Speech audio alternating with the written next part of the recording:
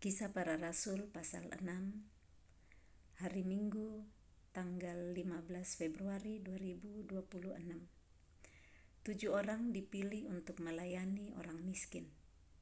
Pada masa itu, ketika jumlah murid makin bertambah, timbullah sungut-sungut di antara orang-orang Yahudi yang berbahasa Yunani terhadap orang-orang Ibrani, karena pembagian kepada janda-janda mereka diabaikan dalam pelayanan sehari-hari. Nah, jadi murid-murid kita sudah baca di pasal-pasal sebelumnya, semakin bertambah banyak yang percaya, dan ternyata dengan semakin banyaknya murid, ada yang merasa tidak diperlakukan dengan adil. Nah, ini adalah orang-orang Yahudi yang berbahasa Yunani terhadap orang-orang Ibrani. Mereka bersungut-sungut karena pembagian kepada janda-janda. Jadi ada kita ingat bagaimana harta mereka bersama-sama dijual, dipakai bersama-sama, menjadi milik bersama. Tapi ini mereka mulai merasa bahwa pembagian kepada janda-janda mereka diabaikan dalam pelayanan sehari-hari, sehingga mereka mulai bersungut-sungut. Nah, ini untuk mengatasi situasi ini, kita lihat ayat kedua. Berhubung dengan itu, kedua belas rasul itu memanggil semua murid berkumpul dan berkata, "Kami tidak merasa puas karena kami melalaikan firman Allah untuk melayani meja." Jadi kedua belas rasul, ya Petrus, Yohanes, dan rasul yang lain memanggil murid-murid yang lain untuk berkumpul untuk mengatasi situasi terhadap janda-janda yang merasa diabaikan oleh orang-orang Yahudi berbahasa Yunani ini. Dan kedua belas rasul berkata bahwa kami tidak merasa puas karena kami melalaikan firman Allah untuk melayani meja. Nah, meja ini dalam artian pembagian kepada janda-janda. Jadi mereka berkata, kami membagikan firman, jadi ada yang perlu yang lain untuk melayani meja. Karena kalau mereka juga yang mengurus pembagian-pembagian, mereka tidak bisa lagi, maksudnya waktu mereka berkurang untuk membagikan firman. Karena itu ayat 3, saudara-saudara, pilihlah 7 orang dari antaramu yang terkenal baik dan yang penuh roh dan hikmat, supaya kami mengangkat mereka untuk tugas itu, dan supaya kami sendiri dapat memusatkan pikiran dalam doa dan pelayanan firman. Jadi hikmat Tuhan kepada kedua belas rasul itu untuk memilih, yang mereka menawarkan kepada saudara-saudara seiman itu, murid-murid, untuk memilih 7 orang di antara mereka. Nah, ada kriteria-kriteria dari 7 orang yang akan dipilih, yaitu terkenal baik, penuh roh dan hikmat, supaya orang-orang itu, para rasul yang 12, mengangkat untuk melakukan tugas pembagian ini, supaya 12 rasul bisa memusatkan pikiran dalam doa dan pelayanan firman, karena mereka tidak bisa urus semua. Ayat 5, usul itu diterima baik oleh seluruh jemaat, lalu mereka memilih Stefanus, seorang yang penuh iman dan Roh Kudus, dan Filipus, Prokorus, Nikanor, Timon, Parmenas, dan Nikolaus, seorang penganut agama Yahudi dari Antioquia. Mereka itu dihadapkan kepada rasul-rasul, lalu rasul-rasul itu pun berdoa dan meletakkan tangan di atas mereka. Jadi setelah diusulkan oleh kedua belas rasul ini, murid-murid yang sudah semakin bertambah itu memilih 7 orang dan membawa kepada para rasul. Dan ini yang pertama namanya Stefanus, ya. Stefanus dituliskan seorang yang penuh iman dan Roh Kudus. Yang lain tidak terlalu disebutkan secara detail, tetapi yang terakhir juga Nikolaus itu seorang penganut agama Yahudi dari Antioquia. Nah, mereka membawa kepada rasul-rasul, dan rasul-rasul berdoa mengurapi mereka, meletakkan tangan di atas ketujuh orang itu untuk melakukan pekerjaan membagi-bagikan pembagian kepada para janda dan mungkin murid-murid yang lain. Ayat 7, firman Allah makin tersebar dan jumlah murid di Yerusalem makin bertambah banyak, Juga sejumlah besar imam menyerahkan diri dan percaya. Jadi dengan adanya pembagian seperti itu, firman Allah makin tersebar. Jumlah murid makin bertambah di Yerusalem dan bertambah banyak. Dan sejumlah besar imam pun menyerahkan diri dan percaya. Jadi murid-murid semakin bertambah dengan mendengarkan firman Allah yang semakin disebarkan oleh para rasul. Tuduhan terhadap Stefanus, ayat 8, dan Stefanus yang penuh dengan karunia dan kuasa mengadakan mujizat-mujizat dan tanda-tanda di antara orang banyak. Stefanus tadi salah seorang dari ketujuh yang dipilih untuk melayani orang miskin, yang penuh iman dan Roh Kudus itu. Dia penuh karunia dan kuasa. Dia mengadakan mujizat-mujizat dan tanda-tanda di antara orang banyak.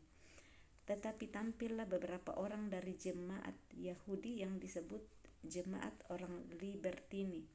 Anggota-anggota jemaat itu adalah orang-orang dari Kirene dan dari Alexandria, bersama dengan beberapa orang Yahudi dari Kilikia dan dari Asia.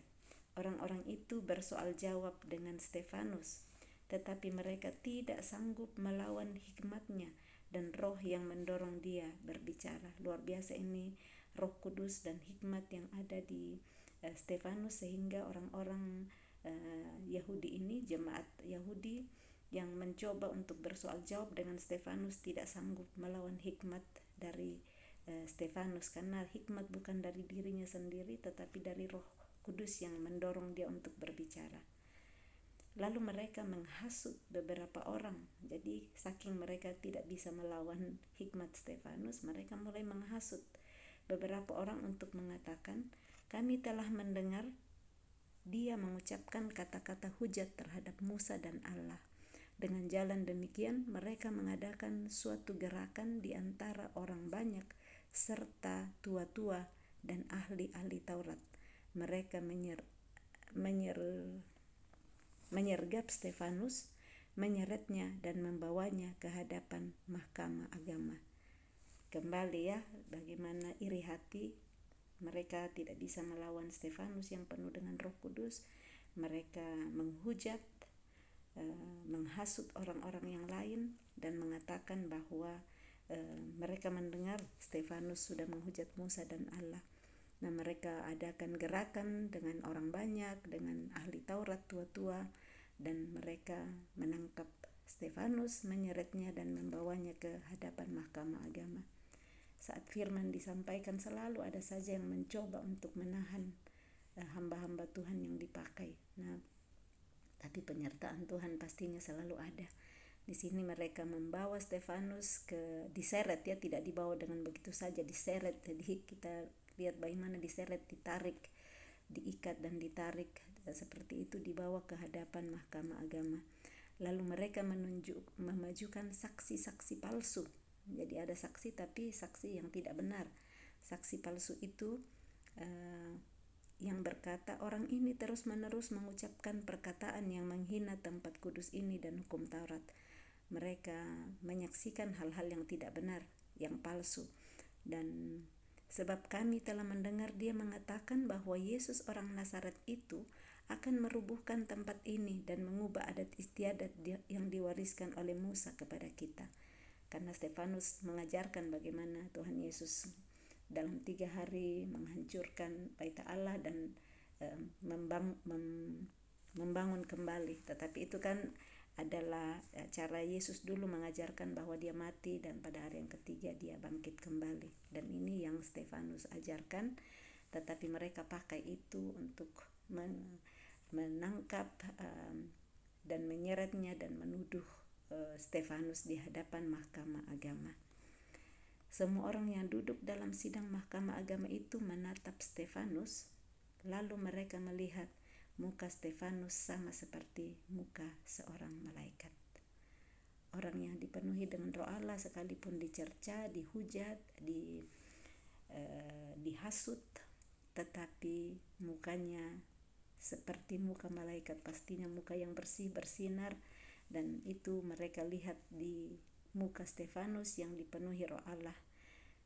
Kita lihat selalu ada usaha dari si musuh untuk menahan pemberitaan firman Tuhan, untuk menghentikan hamba-hamba Tuhan yang dipenuhi oleh Roh Kudus. Tetapi pastinya sebagaimanapun musuh mencoba menahan firman Tuhan disampaikan, pekerjaan Tuhan dilakukan, Roh Kudus yang ada di dalam setiap orang yang percaya jauh lebih besar dari segala roh yang ada di dunia ini.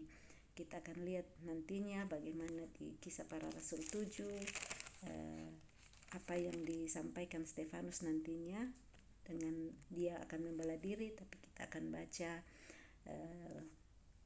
nantinya setelah pembacaan Kisah Para Rasul pasal 6 ini. Kita lihat bagaimana Stefanus membela diri dan apa yang akan terjadi selanjutnya kepada Stefanus, bagaimana dia tidak tergoncangkan dengan tuduhan-tuduhan, dengan hasutan yang ada, tetapi dia tetap mempercayai Tuhan Yesus dan Roh Kudus yang menolong dia untuk berkata-kata apa yang sebenarnya, membagikan kebenaran di hadapan mahkamah agama dan orang-orang yang dia diperhadapkan kepada mereka. Dan pastinya pembelaan Tuhan ada dengan cara Tuhan membela dia. Stefanus di awal di sini sudah dikatakan mereka melihat mukanya seperti muka malaikat. Kalau tidak ada Roh Kudus di dalam Stefanus, pasti mereka tidak akan melihat seperti ini. Dalam mengikuti Yesus ada ujian-ujian, bukan artinya dia sudah dipenuhi Roh Allah. Stefanus ini semua lancar, tetapi ada hal-hal yang membuat dia ditangkap seperti ini. Pastinya menderita untuk daging, tetapi Stefanus tetap berdiri, dia tetap kuat dan teguh berdiri di atas iman percayanya kepada Tuhan. Ya, demikian pembacaan Kisah Para Rasul pasal 6 hari ini. Selamat hari Minggu. Tuhan Yesus memberkati. Shalom.